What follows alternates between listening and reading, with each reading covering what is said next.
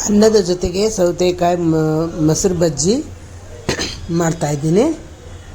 ಅದು ಆರೋಗ್ಯಕ್ಕೆ ಒಳ್ಳೆಯದು ಮತ್ತು ಜೀರ್ಣಶಕ್ತಿ ಕೂಡ. ಸೌತೆಕಾಯಿ ತಿನ್ನೋದ್ರಿಂದ ಜೀರ್ಣಶಕ್ತಿಗೆ ಕೂಡ ತುಂಬ ಒಳ್ಳೆಯದು.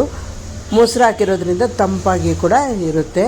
ಅದನ್ನು ಹೇಗೆ ಮಾಡಬೇಕು, ಅದಕ್ಕೆ ಏನೇನು ಪದಾರ್ಥ ಹಾಕಬೇಕು ಅಂತ ನೋಡೋಣ. ಈ ವಿಡಿಯೋನ ನೋಡೋದಕ್ಕಿಂತ ಮುಂಚೆ ನನ್ನ ಚಾನಲ್ನ ಯಾರು ಸಬ್ಸ್ಕ್ರೈಬ್ ಮಾಡ್ಕೊಂಡಿರೋ ಸಬ್ಸ್ಕ್ರೈಬ್ ಮಾಡ್ಕೊಳ್ಳಿ. ಇವಾಗ ಹೇಗೆ ಮಾಡೋದು ಅಂತ ನೋಡೋಣ. ವೆಲ್ಕಮ್ ಟು ಇಂದುಮತಿ ಕುಕಿಂಗ್ ಚಾನಲ್ಗೆ ಸ್ವಾಗತ ಸುಸ್ವಾಗತ. ಮೊದಲಿಗೆ ದಪ್ಪನಾಗಿರುವ ಒಂದು ಸೌತೆಕಾಯಿಯನ್ನು ಸಣ್ಣದಾಗಿ ಚೂರು ಮಾಡಿ ಇಟ್ಕೊಂಡಿದ್ದೀನಿ. ಹಸಿ ಕೊಬ್ಬರಿ ಒಂದು ಸ್ವಲ್ಪ ಇಟ್ಕೊಂಡಿದ್ದೀನಿ. 3 ಹಸಿ ಮೆಣಸಿನ್ಕಾಯಿ ಇಟ್ಕೊಂಡಿದ್ದೀನಿ. ಮತ್ತು ಹುರಿಗಡಲೆ 1 ಹಿಡಿಯಷ್ಟು ಇಟ್ಕೊಂಡಿದ್ದೀನಿ.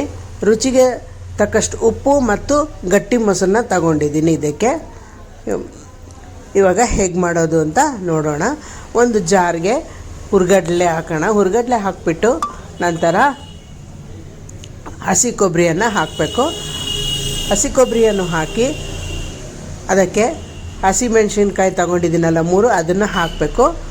ನಂತರ ರುಚಿಗೆ ತಕ್ಕಷ್ಟು ಉಪ್ಪನ್ನು ಹಾಕಿ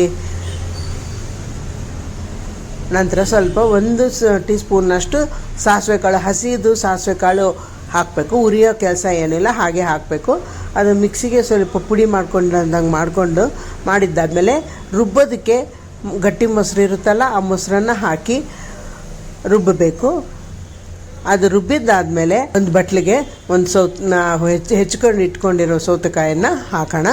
ಮತ್ತು ರುಬ್ಕೊಂಡಿರ್ತೀವಲ್ಲ ಚಟ್ನಿ, ಅದನ್ನು ಇದಕ್ಕೆ ಹಾಕೋಣ. ಇದಕ್ಕೆ ಹಾಕಿಬಿಟ್ಟು ಜಾರ್ನ ಮೊಸರು ಹಾಕಿ ತೊಳಿಬೇಕು. ನೀರು ಹಾಕಿ ತೊಳೆಯೋ ಹಾಗಿಲ್ಲ.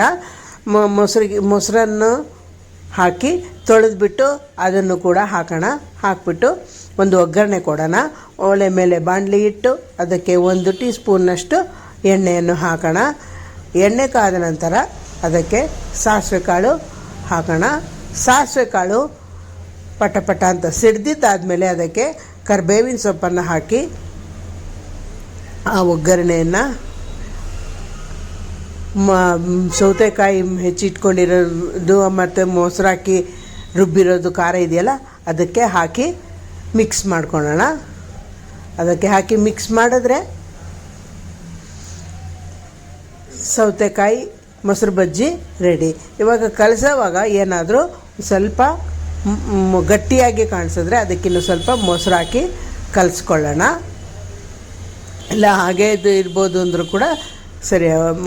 ಸೌತೆಕಾಯಿ ಮೊಸರು ಬಜ್ಜಿ ರೆಡಿ. ಈ ವಿಡಿಯೋ ನಿಮಗೆ ಇಷ್ಟ ಆದಲ್ಲಿ ಲೈಕ್ ಮಾಡಿ, ಶೇರ್ ಮಾಡಿ, ಕಮೆಂಟ್ ಮಾಡಿ ಮತ್ತು ಸಬ್ಸ್ಕ್ರೈಬ್ ಮಾಡ್ಕೊಳ್ಳಿ. ಈ